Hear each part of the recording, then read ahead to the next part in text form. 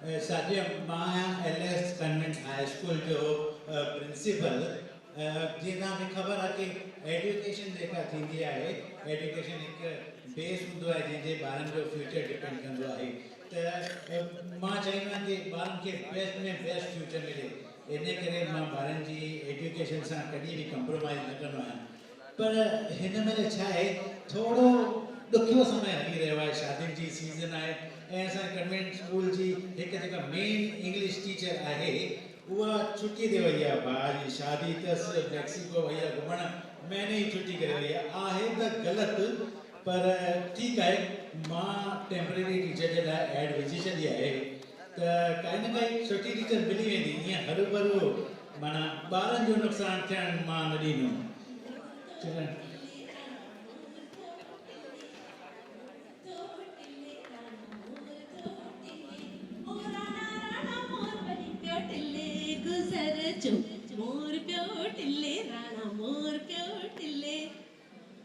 अरे मैडम ये LS convent high school आहे मां प्रिंसिपल आहियां तव्हां प्रिंसिपल जी ऑफिस में अची करे हीअं डांस था कयो पिया आहे छा तव्हां केरु आहियो भाई छो आया आहियो हिते I want vaccine. ओहो हिते तव्हांखे हेल्थ सेंटर थो लॻे पियो तव्हां वैक्सीन वठण आया आहियो तव्हां त न्यूज़पेपर में एड विधी हुई कि हिते वैक्सीन चालू आहे उहा वैकेंसी थींदी आहे तव्हां Oh yeah, same to same.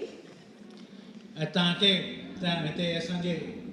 Teacher जा इंटरव्यू था हलनि पिया ऐं तव्हां हिते छो आया मूंखे ॿुधाईंदव You don't recognize me? Huh? You don't recognize?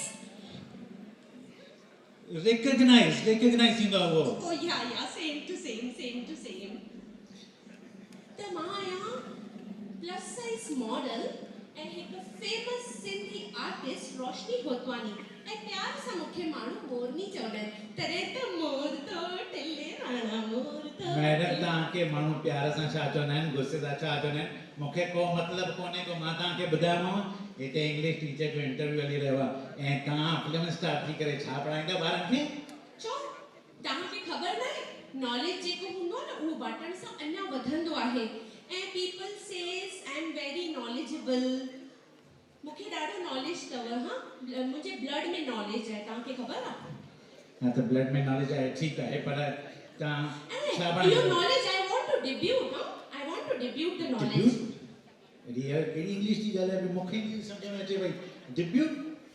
Debut और डिस्ट्रीब्यूट थींदो आहे उहो oh yes same to same ॾिसो मैडम इंग्लिश पढ़ाइण जे लाइ टीचर थियण जे लाइ काई डिग्री ज़रूरी आहे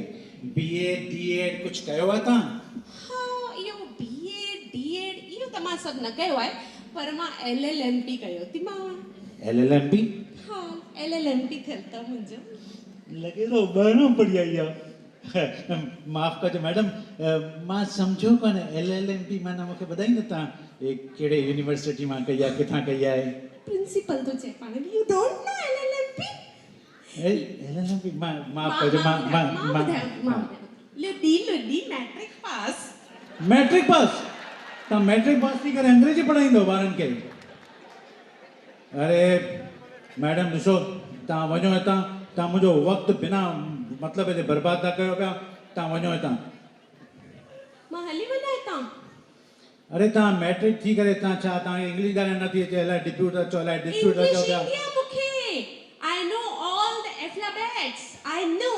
all the alphabets अल्फाबेट थींदो आहे उहो alphabet please same to same तव्हांखे ख़बर आहे कहिड़ी इंग्लिश ॻाल्हाए करे तूं मुंहिंजा alphabets ॿुधो त सही न A for अमरमा B for बबलमा C for चंद्रमा ए मैडम तव्हां पाड़े में वेठा अमरमा मोटू अम्मा छोटू अम्मा हे छा आहे इहो ईअं पढ़ाईंदो हिकिड़ी ॻाल्हि ॿुधो तव्हां इहे इंग्लिश जी बेइज़ती था कयो पिया ये मां न सहंदो मां तव्हां इहे इंग्लिश जी बेइज़ती था कयो पिया तव्हां इहे अच्छा कन्वेंट स्कूल जो मां प्रिंसिपल आहियां तव्हां हुनजे साम्हूं तव्हां हीअं था ॻाल्हायो पिया मां बर्दाश्त न कंदोमांव तव्हां महिरबानी करे वञो तव्हां इंग्लिश जी एॾी वॾी तारीफ़ था कयो इंग्लिश में छा सही आहे इंग्लिश में तव्हां ॿुधायो जॾहिं डीओ डू थींदो आहे त जियो गो छो थींदो आहे घू छो न थींदो आहे अरे